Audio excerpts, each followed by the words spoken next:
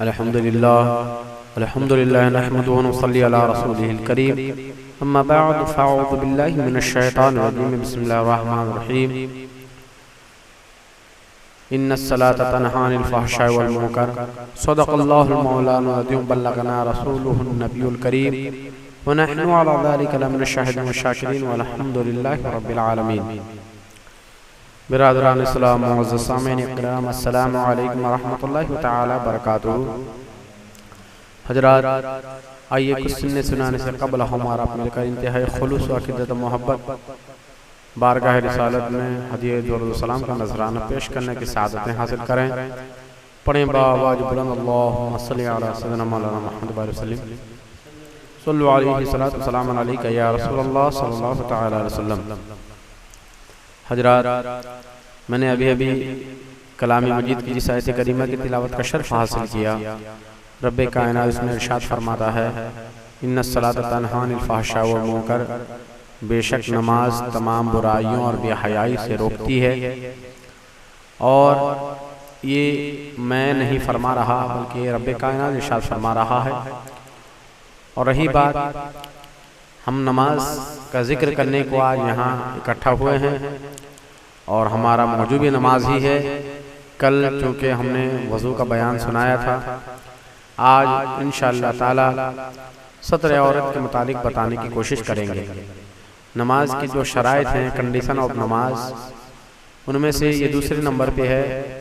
Condition of नमाज में से सबसे पहली जो है तहारत यानी पाकीज़गी, जिसको वज़ू से शुमार किया जाए। दूसरी चीज़ जो है सत्र औरत यानी सत्र का माने समझ लेना है। सत्र का माना है छुपाना, औरत यानी छुपाने की चीज़। अब यहाँ से ये बात वाज़ेह हो गई कि सत्र औरत यानी छुपाने की चीज़। मर्द के जिस्म में भी कुछ ऐसे आज़ा हैं, कुछ ऐसे जिस्म के हिस्से हैं, बॉडी के पार्ट हैं, जिसको छुपाना वाजिब है और ना छुपाया जाए तो मायूब है। इसलिए मर्द को खा नमाज में हो या नमाज के बाहर उन बॉडी पार्ट को छुपाना वाजिब है। जो नाप से लेकर घुटने तक कम से कम मर्द का बॉडी यानी कि जिसमें छुपा हुआ रहना ये वाजिब है। अब रही बात औरत में, आज़ाए औरत सिर्फ औरत के चेहरे, हथेली और उसके तलवे को छोड़ करके मुकम्मल जिस्म का छुपाना औरत है। और इसी को हजरत अब्दुल्ला बिन अब्बास रज़ियल्लाहु ताला अन्हा रवायत करते हैं कि नबी करीम सल्लल्लाहु ताला अलैहि वसल्लम ने इरशाद फरमाया कि औरत का जिस्म औरत है, क्योंकि औरत पर्दा करने की चीज़ है, छुपाने की चीज़ है। और औरत को पर्दा का एहतमाम करना चाहिए। जब अल्लाह के नबी फरमाते हैं जब औरतें बाहर निकलती हैं तो शयातीन उनको झांकते हैं, देखते हैं। तो इसलिए इस बात का ख़ास ख्याल रखना चाहिए कि औरत पर्दगी का खूब एहतमाम करें। और हमारे माशरे में एक ऐसा रवाज चला हुआ है, हमारी ख़वातीन इस्लाम जो हैं नमाज तो पढ़ती हैं मगर ज़ाहिरन नमाज होती है, दरअसल वो नमाज काबिल कबूल नहीं होती। इसकी असल वजह यह है कि पर्दगी का एहतमाम नहीं होता। इतना बारीक दुपट्टा ओढ़ती हैं जिससे उनके सरों के बाल जो हैं वो चमकते हैं, स्याही नज़र आते हैं। और ऐसे दुपट्टे ओढ़ करके नमाज पढ़ना, क्योंकि नमाज होगी ही नहीं। औरत छुपाने की चीज़ अगर ना छुपे तो वो मायूब यानी कि वाजिब को तर्क कर रही हैं, जिस एतबार से गुनाह सादिर होते हैं। इसलिए इस बात का ख़ास ख्याल रखें। और मर्द हजरात भी ऐसे हैं जो इतने बारीक कपड़े पहनते हैं, पाजामा वगैरह पहनते हैं, जिससे जिस्म जाहिर हो तो उससे नमाज होंगी ही नहीं। और रही बात कपड़े के मुतालिक जहाँ बात है यानी छुपाने की बात है, तो रेशमी कपड़े अगर पहन करके मर्द नमाज पढ़ें, चाहे वो उससे जिस्म जाहिर हो या ना हो, रेशमी कपड़े में मर्द अगर नमाज पढ़े तो नमाज होगी ही नहीं। मगर औरतों के लिए इजाज़त है। और देखिए, नमाज तो हम पढ़ते हैं, अल्लाह व रसूल की खुशनुदी के लिए, अल्लाह तबारक व तआला की रजामंदी के लिए यहाँ रेशमी कपड़े की क्या ज़रूरत है। रेशमी कपड़ा आदमी उस वजह से पहनता है कि जिससे जीनत हो, देखने में वो खूबसूरत लगे। अब यहाँ रब के यहाँ हम खूबसूरत तभी हो सकते हैं जब रब तबारक व तआला की रजामंदी हमें हासिल हो सकती है, रब तबारक व तआला की कुर्बियत हासिल हो सकती है। यहाँ तो रेशमी कपड़े का कोई सवाल ही नहीं होता।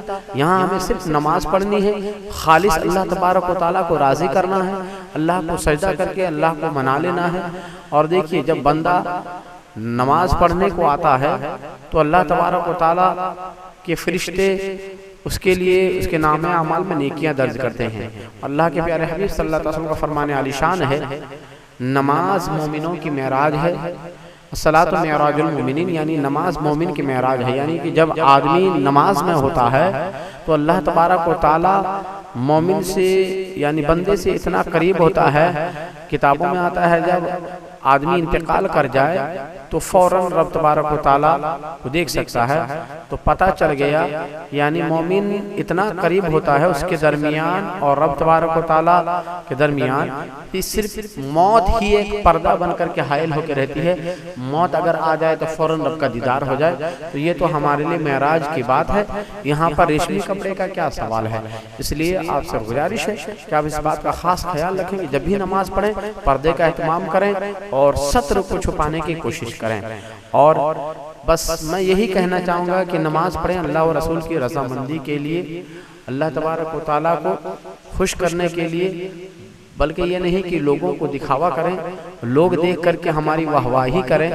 बस इस मिजाज से अगर हम नमाज पढ़ेंगे हमारी नमाज बेकार जाएगी, हमारी कोशिशें बेकार चली जाएंगी। अब यहाँ पर तहारत पाकिज़गी के बाद में सत्र औरत का मामला है, यानी कि सत्र बदन को छुपाने वाली बात है। और औरतों को भी इस बात का खास ख्याल रखना चाहिए। बिलखुसूस हमारे ख़वातीन इस्लाम को, हमारे मुसलमान भाइयों से मैं गुजारिश करूँगा, हमारे मोमिन भाइयों से गुजारिश करूँगा, वो अपने घरों में अपने घर के ख़वातीन जो हैं उनको ताकीद करें, उन्हें ये बात कहें कि वो पर्दगी का एहतमाम करें, उनसे यूँ कहें पूरा सख्ती के साथ में कहें। इसलिए कि मर्द का हक है कि वो औरत के ऊपर हाकिम है, वो अपनी जानिब से उन्हें हुक्म दे कि इस बात की पाबंदी करो, इस बात पर गामजन रहो, पर्दे का एहतमाम करो।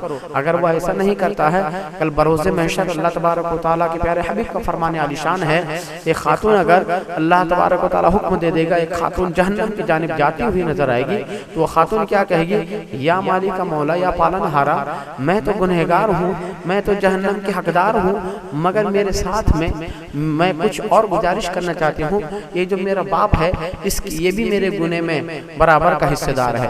रब तबारक व तआला फरमाएगा, कहना क्या चाहती हूँ, वो कहेगी कि या मौला मैं जब बेपर्दगी के साथ जाती थी, ये मेरा वालिद अगर मुझे दो तमाचा वहाँ पे रशीद करके कहता कि जा अपने घर पर्दे का एहतमाम करके आ, पर्दे की पाबंदी कर, क्या मैं नहीं करती? इसने नहीं कहा दुनिया में, इस वजह से मैं बेपर्दगी के साथ में जिंदगी बशर करती रही।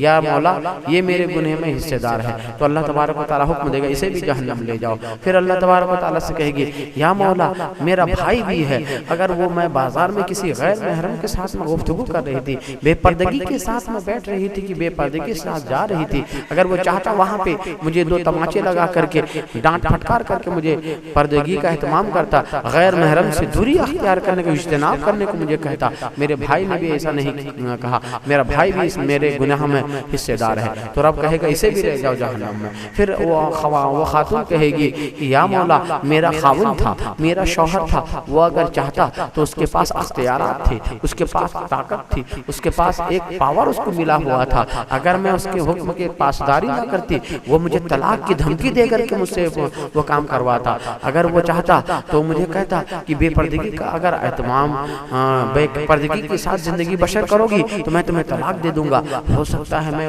उसके खौफ से, तलाक के डर से मैं पर्दगी का एहतमाम करती, इसने मुझे कभी रोका नहीं, मुझे इस तरह बेपर्दगी के साथ जिंदगी बशर करने को छोड़ दिया, तो ये भी मेरे गुने में हिस्सेदार है। तो फिर वो कहेगी, वो खातून कहेगी, अल्लाह कहेगा इसे भी जहन्नम ले जाओ। वो खातून कहेगी मौला और एक है, और एक अफराद है, वो है मेरा बेटा, अगर मैं कहीं किसी के साथ में गलत सलत अल्फाज से इस्तेमाल कर रही थी, कब मैं बेपर्दगी के साथ रह रही थी, तो वो भी चाहता, वो भी कह सकता था या मौला ये मेरी वो भी चाहता, वो भी कह सकता था ये अम्मी जान तुम यहाँ क्या कर रही हो, बेपर्दगी के साथ क्यों बैठी हो, तुम्हें शर्म नहीं महसूस हो रही है, मैं तुम्हारा नौजवान लड़का होकर के तुम्हारे सामने मौजूद हूँ, तुम बेपर्दगी के साथ रह रही हो, घूम रही हो। तो मैं चाहती तो मैं लिहाज करके मैं पर्दगी का एहतमाम करती, मैंने पर्दगी का एहतमाम नहीं किया, इसमें भी हिस्सेदार मेरा लड़का है, मेरा बेटा है। तो मालिक का मौला अल्लाह तबारक व तआला फरमाएगा इसे भी जहन्नम में डाल दो। तो पता चल गया एक खातून जब बेपर्दगी की वजह से, एक खातून जब बेहुरमती की वजह से जहन्नम जाएगी, साथ में 4 अफराद को भी घसीट करके ले जाएगी। इसलिए आप तमाम मोमिन भाइयों से गुजारिश है अपने अपने घरों में जाकर अपने अपने खातूनों को पर्दगी का एहतमाम करने का हुक्म दें। और तमाम हजरात से गुजारिश है हमारे जो ये प्रोग्राम है अल इंडिया तबलीग सीरत की जानिब से निकाती प्रोग्राम है, इंशाअल्लाह ताला रोजाना होता रहेगा। आप तमाम हजरात से गुजारिश है इस प्रोग्राम को बगौर सुने और उस पर अमल करने की कोशिश करें, और इस चैनल को सब्सक्राइब भी करें और साथ ही साथ शेयर भी करें और कमेंट भी करें। हमारे चैनल का नाम है अल हबीब रजवी नेटवर्क है। आप तमाम हजरात से गुजारिश है इस नेटवर्क को ज़्यादा से ज़्यादा शेयर करें और अपने दीनी मसाइल के मुतालिक अगर कोई बातें हो तो आप हमसे कमेंट करके पूछ भी सकते हैं। अस्सलाम वालेकुम व रहमतुल्लाह।